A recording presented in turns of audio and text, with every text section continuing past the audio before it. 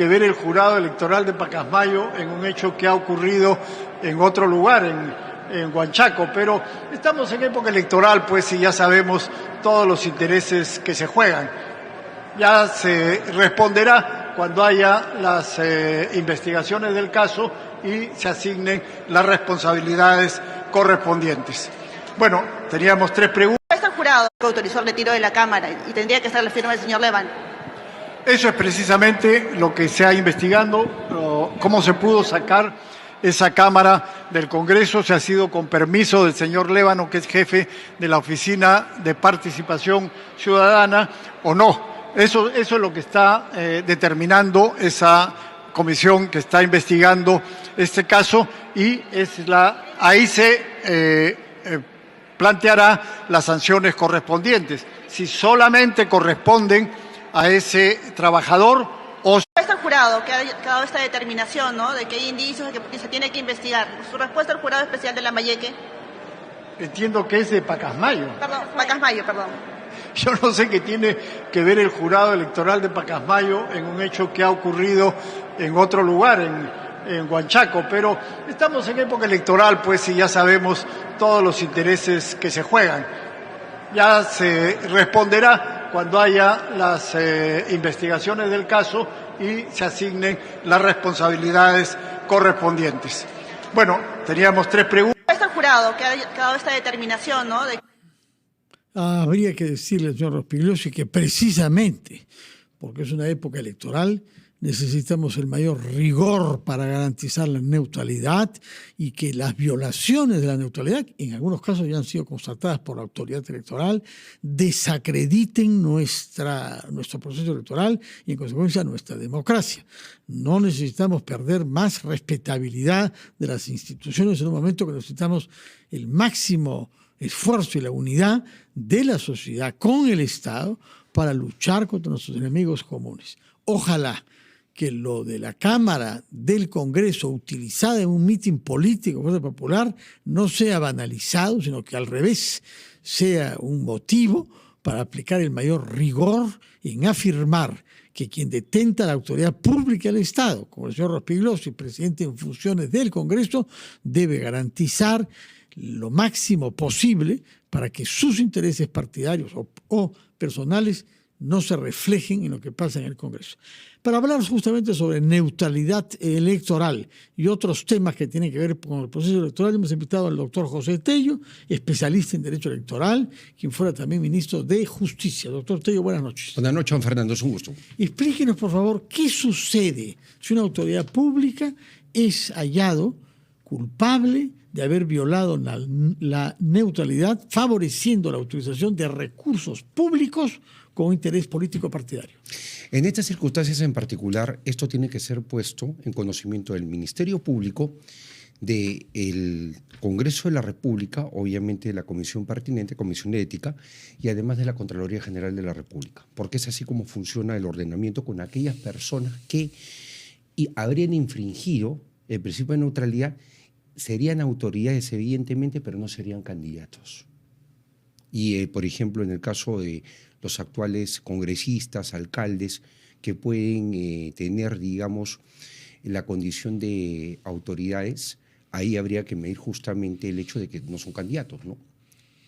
Muy bien. Esperamos entonces que esta investigación, a la que ha hecho referencia el señor Rospigliosi, siga su curso y efectivamente el temor que ha habido, espero que ya no, es que simplemente consideren que una persona aislada y sin ningún control de nadie sacó la cámara, la utilizó a 500 kilómetros de su local de base y la regresó.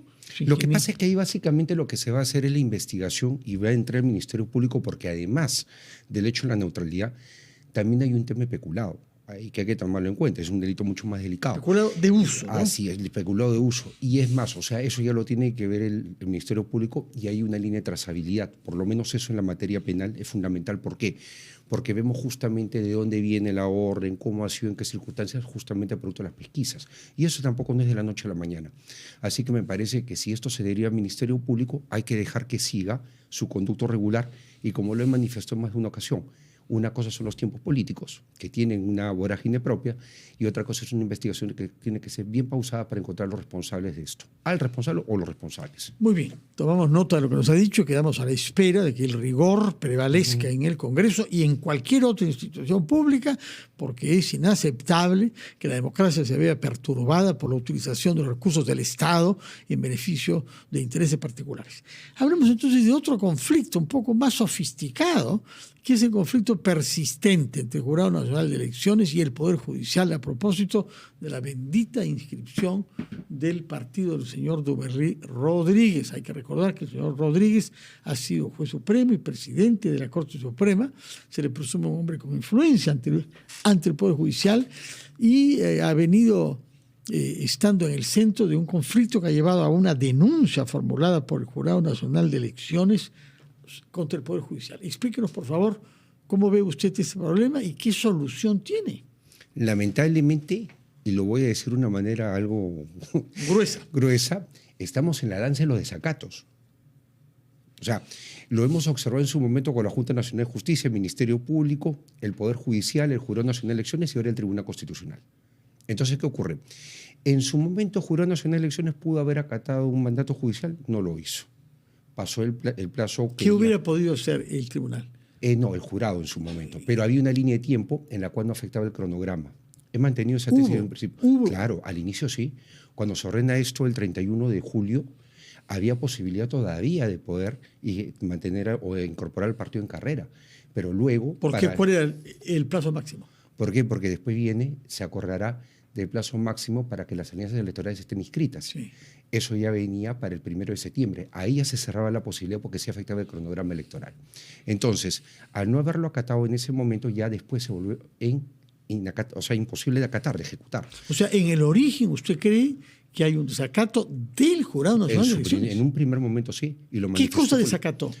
La ejecución inmediata de la sentencia dada en primera, o sea, en este caso por el juzgado especializado en materia constitucional, que le dio justamente razón a Duberry Rodríguez. Claro, ¿Por qué no acató el Jurado Nacional de Elecciones? ¿Qué argumentó, quiero decir? Que se afectaba, en este caso, el cronograma electoral, cosa que no ocurría en aquel momento, pero luego sí. Y además también aplicó una normatividad equivocada porque se sustentó, por ejemplo, en el tratamiento de los amparos por jurados electorales especiales, que no viene al caso, porque eso es en la etapa de inscripción de candidaturas que va a ser ahora en diciembre. Muy bien. A propósito de estas jurisdicciones, me hace recordar que el congresista Rospigliosi se ha preguntado por qué es que un juzgado de Pacasmayo, que es una provincia liberteña, es competente para un incidente, el uso de esta cámara para grabar, que ha tenido lugar en la playa de Huanchaco, que es un balneario al lado de la ciudad de Trujillo. Pacasmayo es el mismo distrito judicial que Trujillo. Son los ámbitos de competencia de los jurados electorales especiales. Eso está determinado por el propio Jurado Nacional de Elecciones. Cuando los jurados se instalan, tienen un ámbito de competencia. Claro, o sea, es perfectamente dable eso. Pero ¿eso quiere decir que el jurado electoral de Pacasmayo es competente para la capital de esta región? Claro, o sea, podría serlo. Eso ya lo determina el Jurado Nacional de Elecciones. Un ejemplo clarísimo, por ejemplo, es Yauyos Cañete, en el sur. Por ejemplo, son competentes para ver eso. Yauyos es una capital provincial. Claro, y Cañete, claro. Pero sin embargo, Cañete centraliza Yauyos por un tema de población y de cercanía. Sí, sin duda. Se conecta por Lunahuaná. Entonces son temas que ya determina el jurado de acuerdo a cómo en cada proceso electoral viene haciéndolo. O sea, no es nada novedoso. Quizás ahorita él ha puesto el resaltador ahí, pero no es tanto así. Lo que sí quería concluir, don Fernando, un poco retrocediendo hacia lo que estábamos hablando hace un instante, es que ahora está mal que el Poder Judicial desacate lo que ha ordenado el Tribunal Constitucional. Porque el Tribunal Constitucional, en tanto soluciona un tema competencial entre el jurado y el Poder Judicial, le pide que no siga el proceso. Sin embargo, se sigue en el proceso. Ahora el desacato es contra el Tribunal Constitucional. Y eso es complicado. Me parece que las cosas deberían volver al orden y se debería cumplir. ¿Cómo puede ir al orden? Porque para el Jurado Nacional de Elecciones ya todo está claro. No puede postular, porque si no sería modificar el cronograma electoral. Está cerrado ese tema. Ese tema ya no viene a discusión. O sea, ya es inejecutable la sentencia que dio en primera instancia el juzgado constitucional correspondiente. Lo que ocurre ahora, y ya voy al tiempo actual, es que en el momento que el jurado emplaza al Poder Judicial justamente por un tema competencial, es una demanda competencial, en ese momento también obtiene una cautelar que se tiene que cumplir, porque dice el mismo tribunal, en tanto yo resuelvo este tema de competencias, no me sigan con acciones. Bueno. Y sin embargo está siguiendo un camino de desacato del Poder Judicial ahora. Asumimos lo que yo sé, estamos ante una danza de desacato. Desacato, sí. Brevemente, porque el tiempo es muy contado. ¿Qué plazo se vence mañana? Explíquelo, por favor, a quien ha escuchado y no ha entendido bien. El plazo para que los partidos políticos y alianzas electorales comuniquen a la OMP el listado final de sus precandidatos. Hay muchos que ya lo han hecho. Claro. Pero hay algunos partidos que no sabemos con qué candidatos quieren ir. Claro, y no si lo han hay hecho. varias candidaturas que están disputándose al interior, ¿no? Claro, pero vamos a ver, porque mañana tiene que aclararse. Lo que sí terminó el proceso, que fue el 31 de agosto, 31 de octubre, hago la precisión, ya la semana pasada, esto ya ahora corresponde en este lapso de 7 días al día de mañana que se presente formalmente ante la OMP. ¿Por qué? Porque son los protocolos que se siguen ya con miras a las elecciones primarias. O sea, que se mañana realizan a las fin de mes. 12 de la noche conoceremos con qué candidatos van a disputarse o van a representar directamente, si son lista única, a las 37 organizaciones, partidos o alianzas. Claro, que son en realidad 36 partidos y 3 alianzas electorales. Muy bien, señor José Tello, gracias por su presencia, que tenga muy buenas noches y quedaremos pendientes mañana a la medianoche o más razonablemente el sábado por la mañana, creo. Hay que estar atentos. Sí, sábado por la mañana quizás. Muchas gracias y muy buenas noches. Gracias a ustedes por su sintonía. Que pasen una buena noche y que lo hagan aquí en compañía de RPP. En unos instantes un colega va a presentarles las noticias. Muy buenas noches.